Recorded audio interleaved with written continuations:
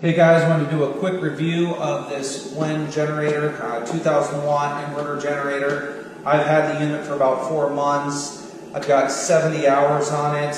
I've been using it to power the little teardrop camper in my previous videos. It's been a great little generator. I purchased it off Amazon for $430. I've got 70 hours on it now, haven't had any issues. It's been a really solid machine. Wanted to just do a quick review for you, show you some of the features.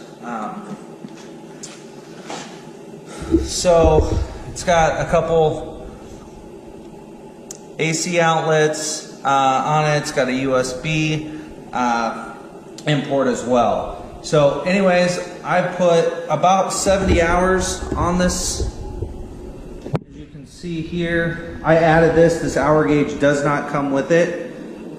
It's actually an hour gauge and a tachometer. I threw it on there so I can tell from a service standpoint my service intervals.